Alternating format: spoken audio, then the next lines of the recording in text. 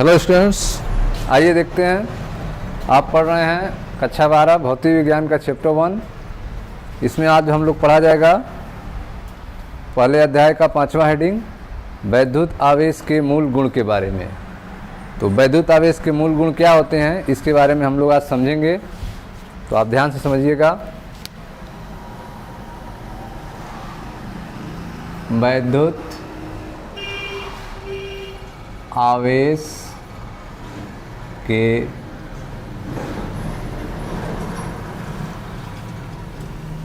मूल गुण, ठीक है। वैद्युत आवेश के मूल गुण आपको बताया जाएगा।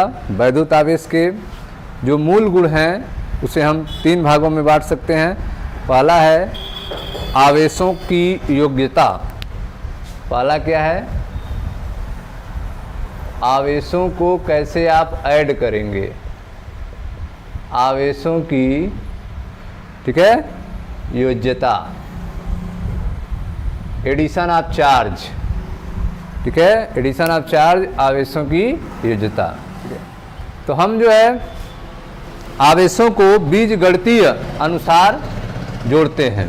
कई आवेश दिए गए हों तो उनको बीजगणित के नियम को पालन करते हुए, उनके चिन्ह को ध्यान में रखते हुए उनको ऐड करते हैं, उनको जोड़ा जाता है, ठीक है। जैसे मान लीजिए आपके पास 5 आवेश हैं जिनका मान दिया गया है +1, ठीक है, +2, +-3, +4 और -5, ठीक है। तो यहाँ पे कितने आवेश दिए गए हैं? 5 आवेश हैं जिनकी वैल्यू यह है, ठीक। अब आपको कुल आवेश बताना है, ठीक है। यह जो निकाय है, सिस्टम है, जिसमें कितने आवेश हैं? 5 आवेश हैं जिनकी वैल्यू आप देख रहे हैं, यह दिया गया है। अब आपको क्या निकालना है? कुल आवेश।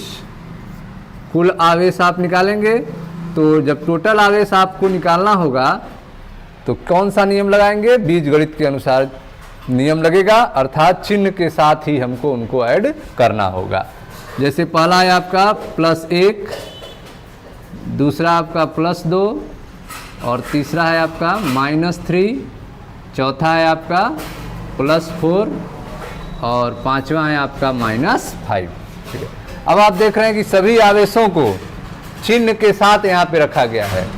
सभी आवेशों को हमने उनके चिन्ह के साथ, उनके निशान के साथ यहाँ पर हमने रखा है, ठीक है।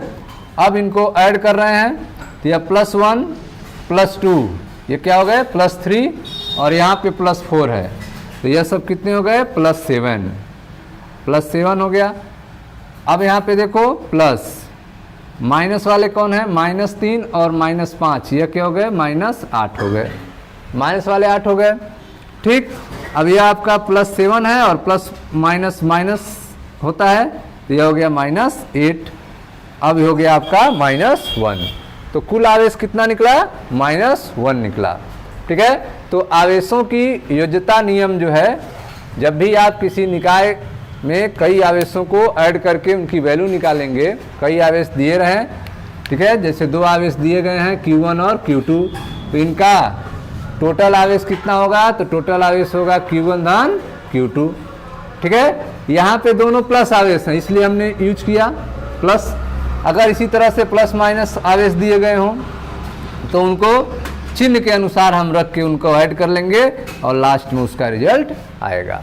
तो पहला जो था आवेशों की योज्यता, ठीक है, इसमें आपने देखा कि यदि किसी निकाय में कई आवेश दिए गए हों तो उनको हम बीजगणित के अनुसार उनको जोड़ते हैं, ठीक है। अब आते हैं नेक्स्ट, जो है आपका वैद्युत आवेश संरक्षित है। यह दूसरा जो गुण है वह है वैद्युत आवेश कैसा होता है? संरक्षित होता है।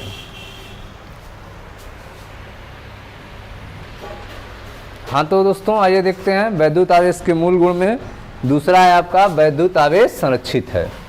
वैद्युत आवेश क्या होता है? कंजर्व होता है, संरक्षित होता है, अर्थात आवेश को न तो हम उत्पन्न कर सकते हैं और न तो नष्ट कर सकते हैं, ठीक है।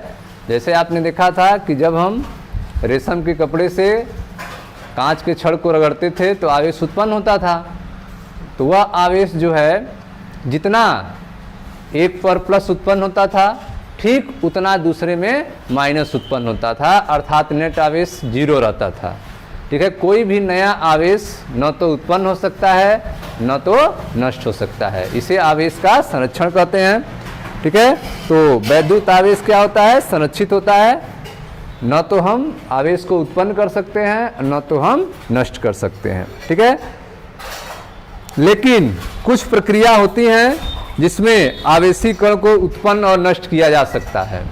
कुछ प्रक्रिया होती हैं, प्रोसेस है जिसमें आवेशी कण को नष्ट किया जा सकता है, ठीक है, उत्पन्न किया जा सकता है। लेकिन किसी सिस्टम का, किसी निकाय का नेट आवेश उत्पन्न करना और नष्ट करना संभव नहीं है। ठीक है, किसी सिस्टम में किसी निकाय का नेट आवेश नष्ट करना, उत्पन्न करना संभव नहीं है। जैसे रेडियो एक्टिविटी में आप देखेंगे, रेडियो एक्टिविटी में कि एक न्यूट्रॉन जब टूटता है, एक न्यूट्रॉन जो है यह टूटता है एक प्रोटॉन में और एक इलेक्ट्रॉन में। एक न्यूट्रॉन जो है जिस पर 0 आवेश होता है, यह टूटता है, ठीक है, किसमें? प्रोटॉन में और इलेक्ट्रॉन में। ठीक है, अब यहाँ पे टूट रहा है, लेकिन यहाँ पर इसका नेट आवेश इस सिस्टम का भी 0 है। न्यूट्रॉन पे 0 आवेश था, तो यहाँ पर भी प्रोटॉन पे प्लस है और इलेक्ट्रॉन पे माइनस है। अब इसका जो निकाय सिस्टम है, इसका नेट आवेश क्या हो गया? 0 हुआ, मतलब इस पर कोई प्रभाव नहीं पड़ा। तो कोई न्यूट्रॉन एक प्रोटॉन और एक इलेक्ट्रॉन में रूपांतरित हो जा रहा है, ठीक है, लेकिन इस प्रकार जो इलेक्ट्रॉन और प्रोटॉन उत्पन्न हो रहा है उनके परिमाण समान हैं और चिन्ह विपरीत हैं। ठीक है, अर्थात इसमें आवेश का जो कुल आवेश है वो क्या है? 0 है। टोटल आवेश क्या हो जाएगा? प्लस माइनस 0 हो जाएगा, जो न्यूट्रॉन का था। तो इस तरह से आपने देखा कि वैद्युत आवेश क्या होता है? संरक्षित होता है। इसको न तो उत्पन्न किया जा सकता है न तो नष्ट किया जा सकता है। ठीक है, नेक्स्ट है आपका वैद्युत आवेश का क्वांटमीकरण। अगला जो गुण है वैद्युत आवेश का, वह है आपका तीसरा गुण, वैद्युत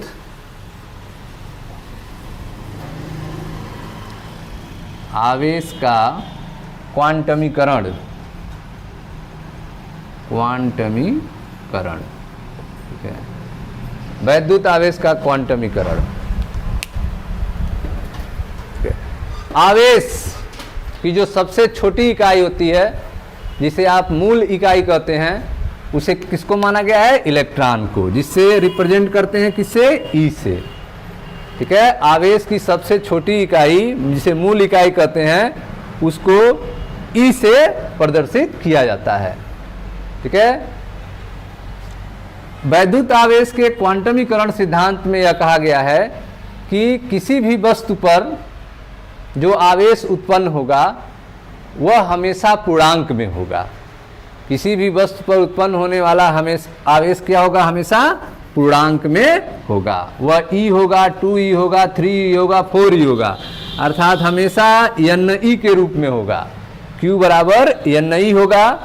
ठीक है, तो किसी भी वस्तु में उत्पन्न आवेश हमेशा Q बराबर NE के फॉर्म में होगा, जहां N हमेशा क्या होगा?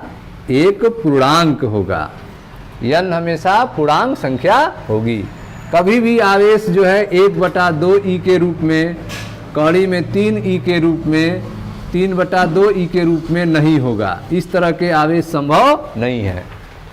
ठीक है, हमेशा आवेश किस रूप में होगा? Q बराबर NE के रूप में होगा, जहां N जो है धनात्मक अथवा ऋणात्मक पूर्णांक संख्या होगी। ठीक है, इलेक्ट्रॉन के आवेश को ऋणात्मक माना जाता है। इलेक्ट्रॉन पर के आवेश को क्या मानते हैं? ऋणात्मक। तो प्रोटॉन के आवेश को धनात्मक मानते हैं। ठीक है, तो इलेक्ट्रॉन को E माइनस और प्रोटॉन को E प्लस से हम प्रदर्शित करते हैं। तो वैद्युत आवेश सदैव E का पूर्ण गुणज होता है। इसे क्या कहते हैं? आवेश का क्वांटमीकरण कहा जाता है। वैद्युत आवेश सदैव E का पूर्णांक गुणज होता है। इसी तथ्य को आवेश का क्वांटमीकरण कहते हैं। okay. अब आते हैं इसके मात्रक के बारे में। तो मात्रक की जो अंतर्राष्ट्रीय प्रणाली है, जिसे SI प्रणाली कहते हैं, उसमें आवेश का मात्रक क्या होता है? कूलाम होता है। मात्रकों की एसआई प्रणाली में आवेश के मात्रक को कूलाम कहा जाता है। ठीक है, एसआई प्रणाली में आवेश का मात्रक क्या होता है? कूलाम। आवेश का मात्रक कूलाम होता है, जिसका प्रतीक क्या होता है? प्रतीक अगर इसका कहा जाए क्या होगा, तो आवेश के मात्रक का प्रतीक होता है C। ठीक है, कूलाम एक बड़ा मात्रक होता है, इसलिए जो है हम छोटे मात्रक का प्रयोग करते हैं। ठीक है, जैसे माइक्रो कूलाम, मिली कूलाम। ठीक है, इन मात्रकों का प्रयोग किया जाता है क्यों? कूलाम एक बड़ा मात्रक है। तो आवेश का मात्रक एसआई मात्रक क्या होता है? कूलाम होता है, जिसका प्रतीक क्या होता है? कैपिटल C होता है। ठीक है, अब जो आवेश की मूल इकाई है, आवेश की मूल इकाई किसे कहेंगे? E। आवेश की मूल इकाई क्या होती है? E। इसकी वैल्यू कितनी होती है? तो 1.6022192, ठीक है, गुणे 10⁻19 कूलाम होती है। आवेश का जो मूल इकाई E है, जिसका मान 1.6022192 गुणे 10⁻19 कूलाम होता है। ठीक है, इसको आप ऐसे लिखेंगे शार्ट में 1.6 गुणे 10⁻19 कूलाम। ठीक है, यह हो गया आपका आवेश की मूल इकाई E का मान। इलेक्ट्रॉन है तो इसके लिए माइनस में लिखेंगे, और प्रोटॉन है तो यह वैल्यू प्लस में होगी। ठीक है, अब जो है यदि केवल इलेक्ट्रॉन और प्रोटॉन ही विश्व में आवेश के मूल मात्रक हैं। ठीक है, यहाँ पे आवेश के मूल मात्रक की चर्चा आप कर रहे हैं। इलेक्ट्रॉन पर माइनस आवेश होता है और प्रोटॉन पर प्लस आवेश होता है।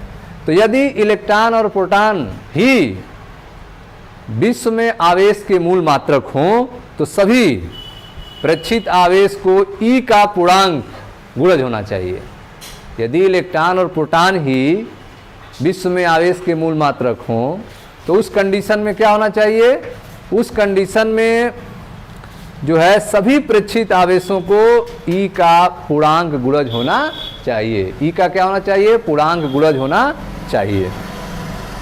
ठीक है, जैसे यदि किसी वस्तु में N1 इलेक्ट्रॉन और N2 प्रोटॉन हो, यदि किसी वस्तु में N1 इलेक्ट्रॉन हो और N2 प्रोटॉन हो, तो उस वस्तु का कुल आवेश कितना होगा? कोई वस्तु है जिसमें क्या है? N1 इलेक्ट्रॉन है, N1 इलेक्ट्रॉन है और N2 क्या है? प्रोटॉन है। किसी वस्तु में N1 इलेक्ट्रॉन और N2 प्रोटॉन है। ठीक है, उस वस्तु पर कुल आवेश कितना होगा?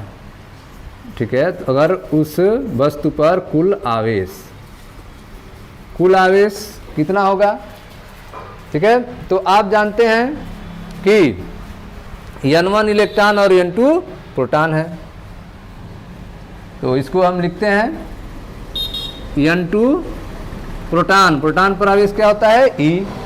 प्रोटॉन पर आवेश क्या होता है? E प्लस N1 क्या है? इलेक्ट्रॉन है, और इलेक्ट्रॉन पर आवेश क्या होता है? Minus E। किसी वस्तु पर N1 इलेक्ट्रॉन और N2 प्रोटॉन है, कुल आवेश कितने होंगे? N2 इलेक्ट्रॉन, N2 यह क्या है? किसके लिए है? यह प्लस है, प्लस साइन वाला है, मतलब यह प्रोटॉन के लिए है। ठीक है, यह हो गया आपका N2 मल्टीप्लाई बाई ये आपका इलेक्ट्रॉन का है, प्लस साइन में है, तो ये किसके लिए हो गया? प्रोटॉन के लिए। और यह आपका N1 और यह हो गया इलेक्ट्रॉन के लिए। इलेक्ट्रॉन का माइनस हो गया, यह प्रोटॉन का प्लस हो गया। N2 क्या है? प्रोटॉन है, N1 क्या है? इलेक्ट्रॉन है। ठीक, यह हो गया आपका N2 प्रोटॉन और प्लस, और यह माइनस क्या हो जाएगा? माइनस N1 इलेक्ट्रॉन, फिर N2 electron plus minus minus N1 electron proton. यह N2 यह E किसके लिए है? प्रोटॉन के लिए है, और यह E किसके लिए है? इलेक्ट्रॉन के लिए है। ठीक है, अब जो है इसमें से हम कॉमन ले सकते हैं। क्या कॉमन हो जाएगा? E कॉमन हो जाएगा। तो यह हो जाएगा n2 माइनस n1। तो कुल आवेश जो आया आपका वह आ गया टोटल आवेश E n2 minus n1, E n2 minus n1।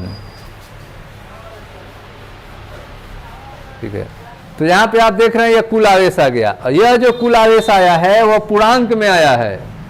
Electron proton को लेकर आपने टोटल आवेश निकाला, वह क्या आया? पूर्णांक में आया है। n1 भी पूर्णांक है, n2 पूर्णांक है, इनका अंतर भी क्या आएगा? एक पूर्णांक आएगा। अतः किसी वस्तु का आवेश सदैव E का पूर्ण गुणज होता है। ठीक है, किसी वस्तु का आवेश जो है सदैव क्या होता है? E का पूर्ण गुणज होता है। मूल मात्रक E की साइज बहुत छोटी होती है। ठीक है, मूल मात्रक E की साइज क्या होती है? बहुत छोटी होती है। अतः हम इसे माइक्रो कूलाम, मिली कूलाम के रूप में इसको लिया जाता है। ठीक है स्टूडेंट्स, तो यह थे आपके वैद्युत आवेश के मूल गुण के बारे में, जिसमें आपने देखा वैद्युत आवेश के 3 मूल गुण हैं। आवेशों की योज्यता आपने देखा, एडिशन ऑफ चार्ज, वैद्युत आवेश संरक्षित है, कंजर्वेशन ऑफ चार्ज आपने देखा, और तीसरा वैद्युत आवेश का क्वांटमीकरण, क्वांटाइजेशन ऑफ चार्ज, इसमें देखा Q बराबर Ne। और इसमें आपने प्रूव किया कि किसी भी वस्तु पर आवेश हमेशा पूर्ण गुणज होता है, E के पूर्ण गुणज होता है। ठीक है, मिलते हैं नेक्स्ट वीडियो में। Thank you.